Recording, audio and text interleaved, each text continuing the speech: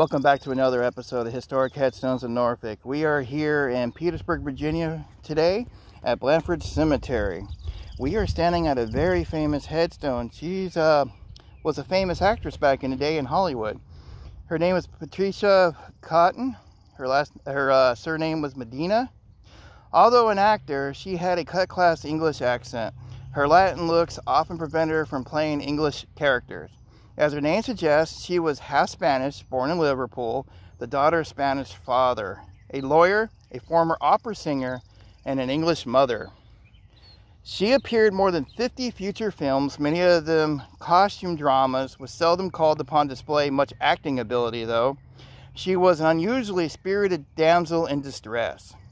However, she used the one chance that she had to work with director of magnitude Orson Welles.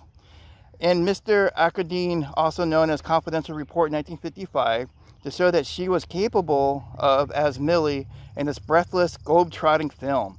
She is an earthly nightclub dancer who attempts to seduce the billionaire Welles.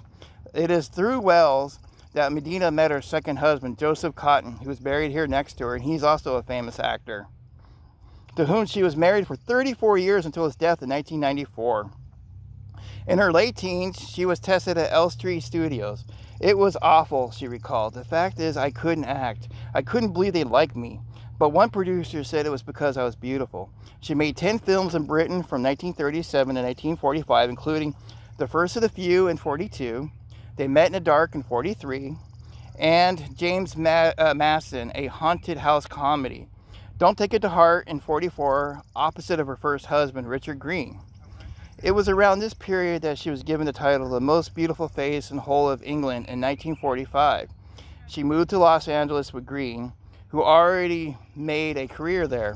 Her first Hollywood picture was a psychological melodrama, The Secret Heart, in 1946.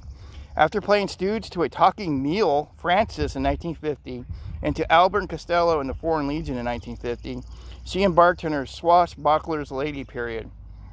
Starting with 4 films co-starring Lewis Hayward, Fortunes at Captain Blood in 50, its sequel Captain Pirate in 52, The Lady and the Bandit in 51, and The Lady in Iron Mask in 52. There was also the Arabian Nights movie she also starred in, The Magic Carpet in 51, Aladdin and His Lamp in 52, and The Siren of Baghdad in 53. With her beautiful dark eyes flashing behind veils, Diane as Irene Dahl's rival of Fernando Lamas, as the beautiful obsession of Carl Malden's biologist in The Phantom of the Rue Morgue, which is in 1954. On television, she appeared in episodes of Zorro and in horse operas such as Rawhide and Have Gun Will Travel, usually as a Mexican. In 1960, she married Cotten, who was buried next to her here. They were an odd couple. She had he was quiet. He was gentlemanly Victorian from Virginia. I can't talk today. She was outgoing and liked to be very social, but they were interceptable. They could not separate them. Although they were rarely appeared together on screen, but in 1962, she made her Broadway debut opposite her husband in Calculated Risk, a whodunit that ran for 6 months.